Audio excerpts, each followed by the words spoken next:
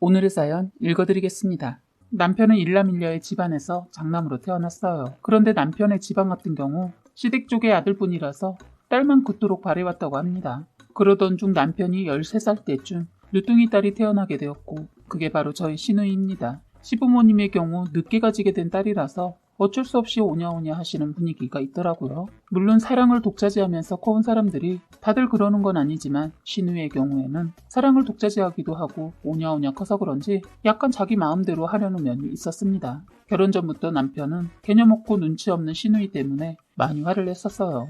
그래서 결혼 전부터 결혼하면 만만치 않겠구나 생각했었습니다. 그런데 예상외로 시누이는 처음에 저에게 엄청 살갑게 대하더라고요. 사실 상상했던 이미지가 너무 최악이어서 그런지 더 호감이 갔었습니다. 그런데 알고 보니 저에게 잘해주었던 이유는 모두 저에게 콩고물이라도 떨어질까 그러는 거였더라고요. 저와 남편 모두 능력이 좋고 좋은 직장을 다니고 있는데 시누이의 경우 조그만 연봉에 사치는 엄청나게 부려서 항상 빚이 있는 사람이에요. 심지어 개념도 눈치도 없어서 항상 남편에게 혼나다 보니 남편이 있을 때에는 조용한 편입니다. 남편은 그런 시누이의 버릇을 고쳐주기 위해 아무리 때를 쓰고 졸라대도 원하는 물건을 사주거나 부탁을 잘 들어주지 않는 편입니다. 남편이 시부모님에게 성인이 다 된 딸을 항상 감싸주면 어떡하냐고 뭐라고 하지만 부모님의 마음은 어쩔 수 없는지 뒤돌아 또 부탁을 들어주더군요. 그래서 시누이는 남편에게 아무리 때를 써도 잘 들어주지 않는다는 것을 알기 때문에 남편이 있는 앞에서는 철부지 없는 행동을 잘하지 않더라고요. 하지만 저는 시누이의 부탁을 계속 거절하기도 애매하고 남편보다는 조금 더 쉬운 상대라는 것을 알고는 계속 저에게 부탁을 하는 겁니다. 신혼초 때 시누이가 저에게 부탁을 하는데 그때는 제가 시누이에게 호감이 있었을 때여서 2번 정도 들어준 적이 있습니다. 그런데 고맙다고도 하고 생각보다 개념 있는 친구더라고요. 하지만 그 뒤로 시누이에게 크게 대어보고 나서는 들어주지 않았어요. 처음에는 제가 가지고 있는 가방을 빌려달라고 하는 겁니다. 그런데 제가 가지고 있는 것 중에서도 좀 비싼 명품 가방을 빌려달라고 하더군요. 제가 아끼는 가방이기도 했지만 시누이 말로는 동창회에 나가는데 기가 죽기 싫다고 하길래 제 시누이 기 좀 살려주려고 빌려준 적이 있습니다. 그런데 돌려받을 때 상태가 영 좋지 않더군요. 하지만 제 눈에만 보일 정도의 스크래치라서 뭐라고 하진 못하고 넘어갔을 때도 있습니다. 또 한 번은 이런 일도 있었습니다. 제 친구가 네일샵 운영을 하는데 조금만이 유명한 곳이에요. 그걸 알고서 하루는 시누이가 네일샵에 예약을 잡아달라고 하더군요. 그래서 제가 될지 잘 모르겠다고 하고 일단은 친구에게 물어보니 흔쾌히 알겠다고 해주었습니다.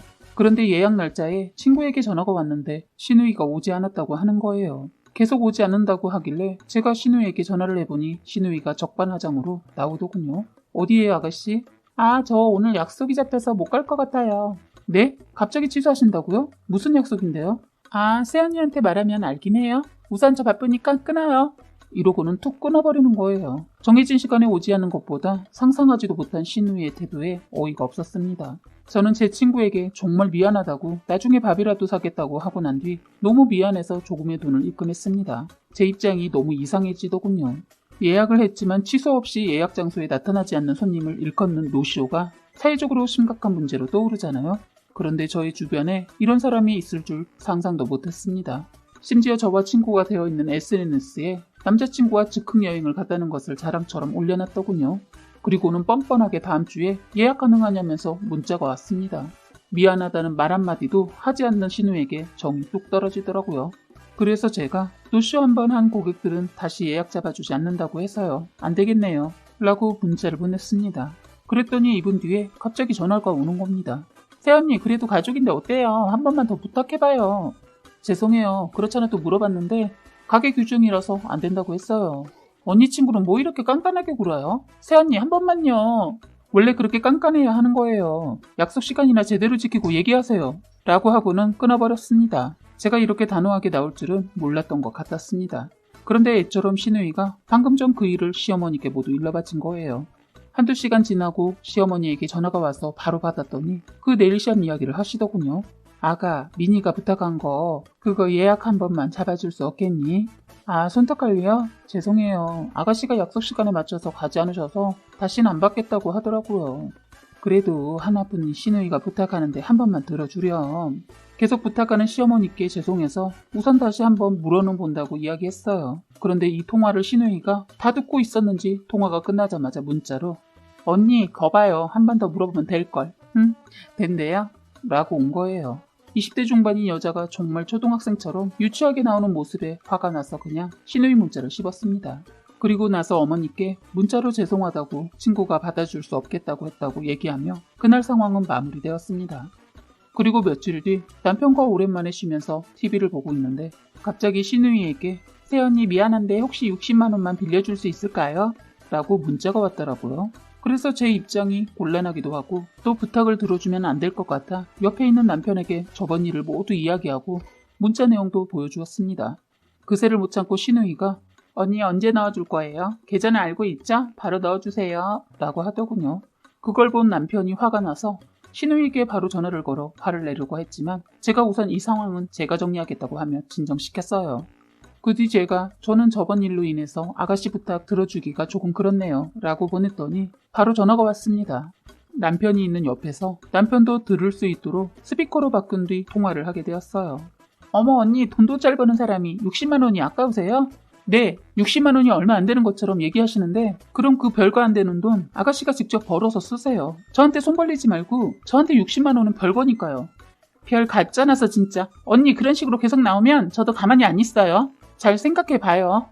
이러고는 지가 뚝 끊더라고요. 매번 저에게 부탁할 게 생기면 전화하고 자기 용건 끝나면 뚝 끊어버리는 싸가지 없는 태도에 화가 났어요. 전화가 끊기고 신우이에게 이번에 얘기한 것도 들어주지 않으면 우리 집에서 내쫓기게 만들어버릴 테니까 잘 생각해봐요. 라고 문자가 온 겁니다. 멍청하게 남편이 저희의 통화를 다 듣고 있는지도 모르고 혼자서 저에게 협박을 하고 있더라고요.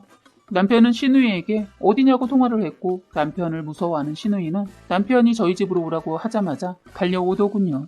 신우이가 도착하자마자 남편은 문을 열고는 사과하라고 소리를 질렀습니다. 그런데 예상외로 신우이가 순순히 사과하지 않더라고요. 내가 왜 사과를 해야 하는데? 너 새언니한테 나 몰래 계속 부탁을 해? 그래놓고 뻔뻔하게 뭐 하는 거야? 새언니 웃긴다. 그 별 같지도 않은 거 가지고 이런 거야? 뭐야 유치하게. 신우이가 이 말을 하자마자 남편이 신우이의 뺨을 때리더군요. 솔직히 속이 시원하기도 했지만 너무 세게 맞아서 걱정이 될 정도였습니다. 너 지금 한 말 다시 해봐. 너 내 눈 똑바로 바라보고. 오빠 지금 뭐 하는 거야? 하나뿐인 동생보다 아내다 이거야? 너 엄마 아빠가 오냐오냐 키웠더니 정신 못 차리지? 내가 지금까지 엄마 아빠 보면서 참아왔는데 그럴 필요가 없겠다. 엄마 집에 있는 가방 물건들 다 싹 버려버릴 테니까 그렇게 알아. 그리고선 남편의 말이 끝나니 서둘러 저에게 사과를 하고는 뛰쳐나가려 하더군요. 그런데 남편이 그런 신우이를 다시 끌고 들어오는 겁니다. 야, 이 상황 피하려고만 하지 말고 제대로 사과하고 앞으로 새언니한테 어떻게 행동할 건지 제대로 얘기해. 내가 손까지는 올리지 않으려고 했는데 너 진짜 선 넘는다. 언니 미안해요. 제가 이제부터 언니한테 부탁도 하지 않고 언니한테 피해주지도 않을게요. 너 내가 다 들었고 와이프 폰 내가 항상 볼 거니까 절대로 그런 행동 다시는 하지 마. 너가 오늘 일 엄마 아빠한테 말할지 말지는 모르겠지만 너의 잘못을 인정한다면 그냥 조용히 살아갈 거라고 생각한다. 이렇게 상황이 마무리된 후 신우이는 시댁으로 향했고 현재 신우이는 저에게 부탁도 하지 않고 조용히 살고 있습니다. 저희 부부와 부딪히지 않기 위해서인지 신우이는 그날 이후로 시댁에서 나가 자취방을 구해 살고 있다고 해요. 시부모님에게 그날 일을 얘기하지 않았는지 시부모님과 사이도 좋습니다. 신우이와 사이가 괜찮아지려면 많은 시간이 필요하겠지만 나중에 신우이가 나이가 들면 자신이 했던 행동을 깨닫고 후회할 날들이 올 것이라고 생각해요. 사연은 여기까지였고요. 구독과 좋아요, 알림 설정 부탁드리겠습니다.